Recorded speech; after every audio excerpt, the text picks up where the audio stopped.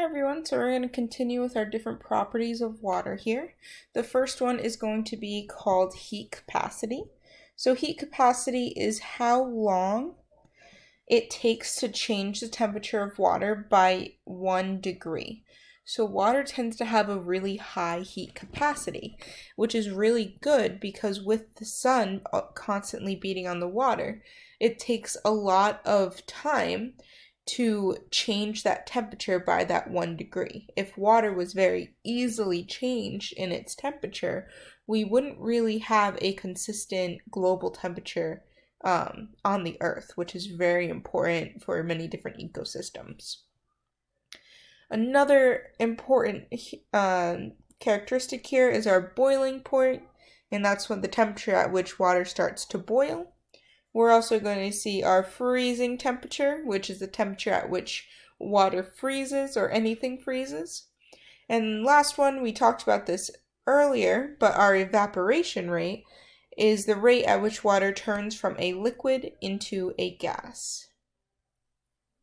So let's talk specifically about heat capacity here. So water has, again, a high heat capacity. So this means it takes a lot of energy to change that temperature of the water, which is really, really good. Again, like I said, our water in our oceans can absorb a lot of heat without changing its temperature that drastically, which is why in the summer you're going to notice that the water in early summer is still going to be pretty cold because it hasn't quite warmed up yet. And by usually September, the water is actually going to feel a little bit warmer than it was before because we did change the temperature slightly, but not drastically enough to change our global temperature. So this is why it is so important here to help modify our global temperatures. So some special properties of our seawater. We actually are going to see a decreased heat capacity in our seawater. So it takes less heat to rise the temperature of seawater. We're also going to see a raised boiling point. So seawater is going to boil at a higher temperature than fresh pure water, which is usually about 100 degrees Fahrenheit. So it's going to be higher than this 100 degrees Fahrenheit. We're also going to see a decreased freezing temperature. So seawater freezes at a lower temperature than usually water. So usually water is going to freeze at about 32 degrees Fahrenheit. So it's going to be lower than that 32 degrees Fahrenheit, which is going to be really good because if you think about it, as soon as we got into our winter months, we might actually see our oceans in not the Arctic freeze over, which would not be very good for any of the organisms that live there and the environments around them. We're also going to see slowed evaporation in our seawater because this is because our freshwater attracts ions in our water molecules. So our seawater, there's going to be an interruption there, which is actually going to slow the rate of evaporation. Remember that evaporation is moving from a liquid to a gas, bringing that into the atmosphere. So why is the ocean salty? We know that salts and minerals are going to be coming off of eroding land. So remember how we talked about some different ecosystems are going to protect from erosion, like our mangrove swamps. Though our oceans are still salty because we are still going to see that erosion off the land, dissolving these minerals and our chemicals into the water, which flows into the ocean. So some things that cause this ocean to be salty and this erosion is waves and surf. So when those waves crash onto the surface of our coasts, like our sandy coast or rocky coast, etc., we're going to see that there's going to bring some minerals back with it. Also, our hydrothermal vents. These are going to change seawater by adding some minerals to it, where it's also going to remove some, usually by that process of chemosynthesis that happens near these hydrothermal vents. So again, we can see all of these processes happening. So we can see our hydrothermal vents here. We're getting some minerals here, calcium, potassium, sulfate. We're also taking some materials into our hydrothermal vents.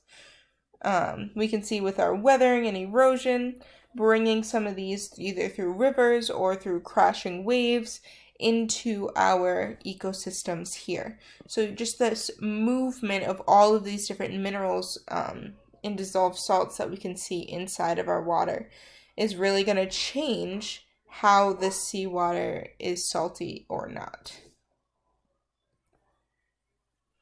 So again, two more important terms that we talked about in the beginning, precipitation and evaporation. So rainfall decreases salinity because it's adding fresh water to our oceans. So precipitation, when it comes down in the middle of the ocean, we're going to see those areas are going to have less dissolved salts because there's an addition of fresh water into those ecosystems.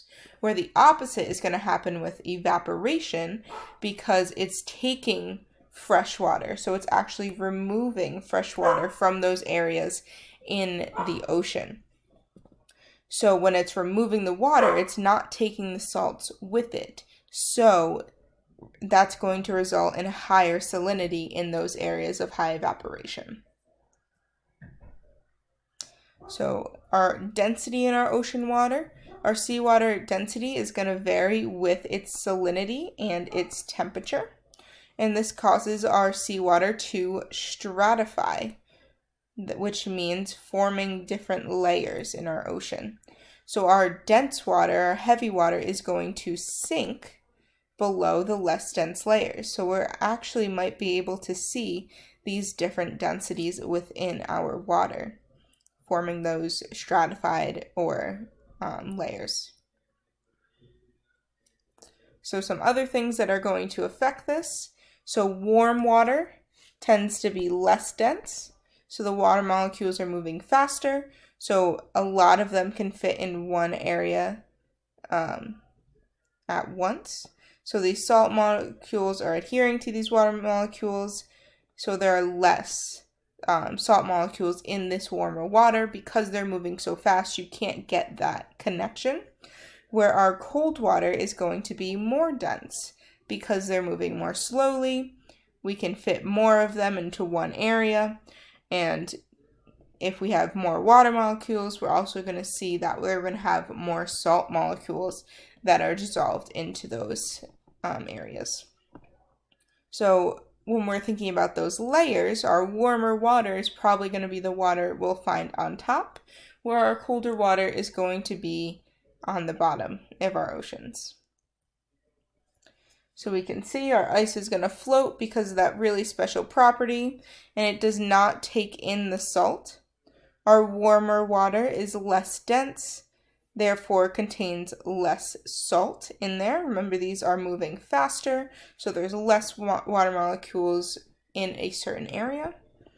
And then our colder waters are going to be the most dense in this case because there's more water again, which means there's going to be more salt in those areas.